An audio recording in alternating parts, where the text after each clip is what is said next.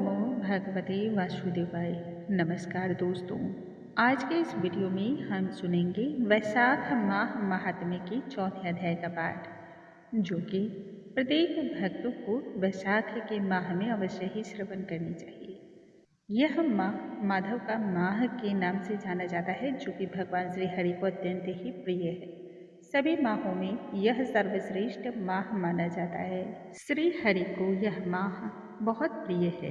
इस माह में सर्व महात्म्य का श्रवण करने मात्र से ही भक्तों को सर्व सुख की प्राप्ति होती है। आइए आज की इस पाठ को हम आरंभ करने से पूर्व भगवान श्री हरि का ध्यान करते हैं। बोलो भगवान श्री हरि की जय, स्वामी नारायण की जय।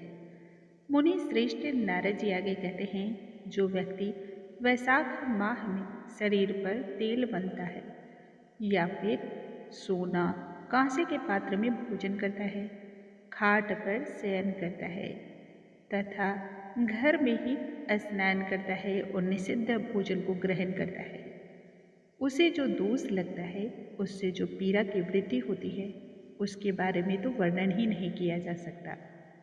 इस माह में दोबारा भोजन करना और रात्रि काल में भोजन वर्जित है।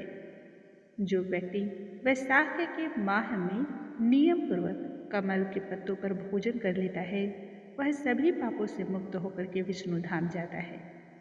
वैशाख की कड़कती दोपहरी में थके मांदे ब्राह्मणों के चरणों को धो करके जो व्यक्ति उस चरण के जल को अर्थात कि चरणोदक को अपने मस्तक पर मात्र छिड़क देता है, जन्म जन्मांतर के उसके सभी बंधन उसी समय नष्ट हो जाते हैं तथा गंगा आदि जैसी जितनी भी तीर्थ नदियां हैं, उसमें स्नान करने के बराबर मनुष्य को फल की प्राप्ति हो जाती है, जो कि पुण्य में वृद्धि करती है।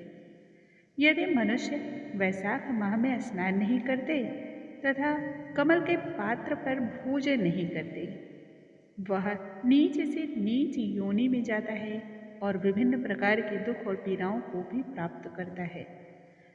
यदि मनुष्य स्वस्थ है, हष्ट पुष्ट है और रोगहीन है, यदि इतना होने पर भी वह वैशाख में स्नान नहीं करता, तब चांडाल की योनि में जन्म पाता है। इसलिए हे राजन, वैशाख के माह में मेष की संक्रांति के दिन बाहर जाकर किसी तीर्थ स्थल पर स्नान नहीं करने वाले मनुष्य के विषय में जान लो, वह 100 जन्म तक कुत्ते की योनि में जन्म लेता है। वैशाख के माह को बिना स्नान किए अथवा बिना दान किए व्यतीत करने वाला व्यक्ति पिशाच योनि में जाता है। इस माह में अन्नदान और जल दान न करने से जीवन भर पाप और दुख बने रहते हैं, पीड़ाओं का कभी अंत नहीं होता है। यदि मनुष्य इस माह में नदी में, सरोवर में, जलाशय में स्नान करके भगवान श्री हरि की आराधना कर लेता है, जन्मों जन्मों के संचित और जघन्य से जघन्य पाप भी उसी क्षण नष्ट हो जाते हैं। प्रातःकाल सूर्य उदय होने पर सागर से मिलने वाली नदियों में स्नान करने से 7 जन्मों के पाप भी शीघ्रता से नष्ट होते हैं। यही स्नान यदि प्रातःकाल में सप्त गंगा में व्यक्ति कर लेता है, तब कोटि जन्म पर्यंत तक के भी पाप नष्ट हो जाते हैं। वैशाख के माह में बावड़ी में स्नान करने मात्र से ही बड़े से बड़े पाप दूर होते हैं। घर से अलग जहाँ पर गौ के चरण रखने की व्यवस्था हो, यदि वह स्थान जल से भरा हुआ हो, तब वह संपूर्ण तीर्थों का स्थान माना जाता है। उस जल में स्वयं गंगा तथा अन्य तीर्थ नदियाँ निवास करती हैं। इस बात को जानते हुए संपूर्ण तीर्थों का अधिक से अधिक लाभ मनुष्य यूं ही स्वतः ही प्राप्त कर सकता है। हे राजन, रसों में दूध अधिक है और दूध से अधिक दही, दही से अधिक घृत उत्तम है। ऐसे ही कार्तिक का मास उत्तम है और कार्तिक के मास से भी अधिक वैशाख का माह सर्वोत्तम है। इस माह में किया गया धार्मिक जो भी कार्य होता है वह बीज की तरह इस तरह से बढ़ता है जो कि संपूर्ण सुख को देने वाला होता है।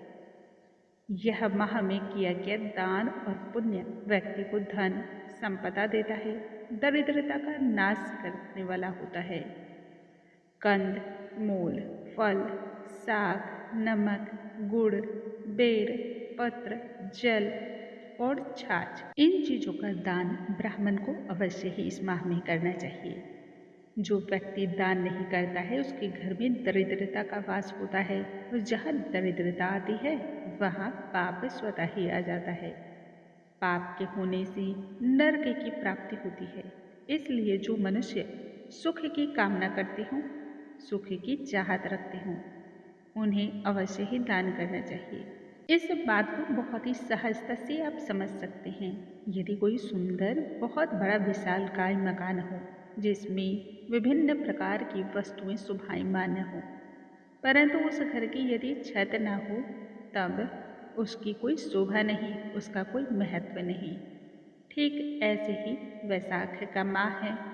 यदि सभी माह आपने दान पुण्य किया और वैशाख के माह में कुछ नहीं तो इसका कोई अर्थ नहीं रह जाता है। उसी प्रकार से जिस प्रकार से एक सुलक्षण स्त्री पति के विद्यमान होने से ही लक्ष्मीवती होती है, इसी तरह से सभी धर्म सांगोपांग वैशाख में न करने से व्यर्थ ही चले जाते हैं। यदि बहुत ही स्वादिष्ट भोजन बना हो परंतु उसमें नमक न हो तो वह स्वादिष्ट नहीं लगता। उसी प्रकार से वैशाख के माह में यदि धार्मिक कार्य न किए तो उसका कोई महत्व नहीं रहता।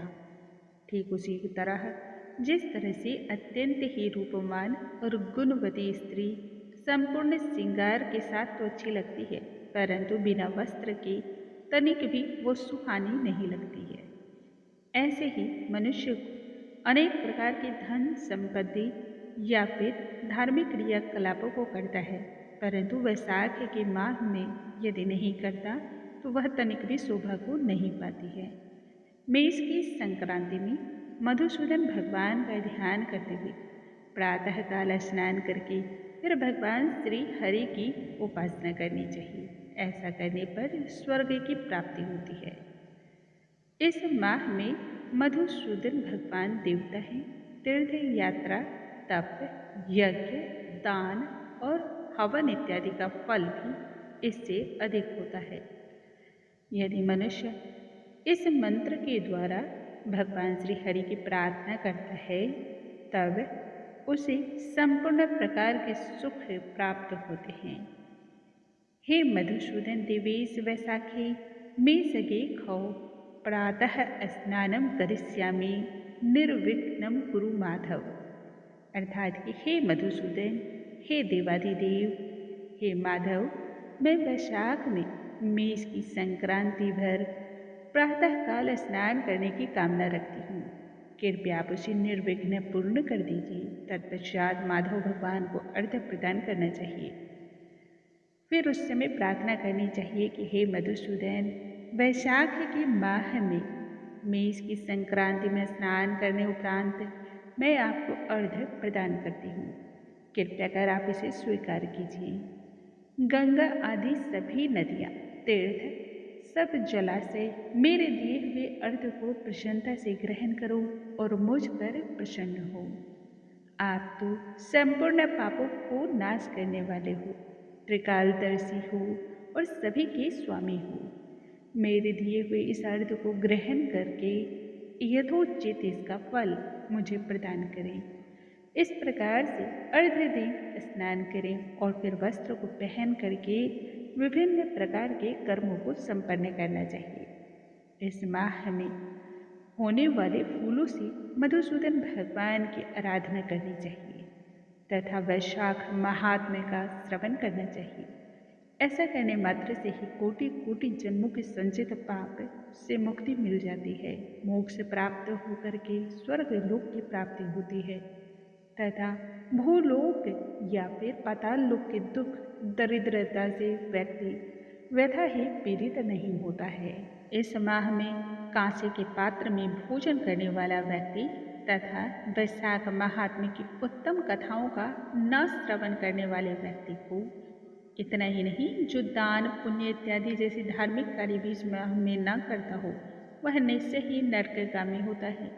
1000 ब्राह्मणों की हत्या का पाप तो वह किसी भी तरह दूर हो सकता है, परंतु जिसने इस माह में स्नान नहीं किया उसका पाप कभी दूर नहीं होता है। जो मनुष्य स्वाधीन शरीर से स्वतंत्रवर्ती जल में स्नान करता है, उसे जिह्वा से ही श्री हरि की प्राप्ति होती है। जिह्वा से श्री हरि के नाम का 2 अक्षर का उच्चारण करने मात्र से ही वह मानव पुनः जीवन को प्राप्त कर लेता है।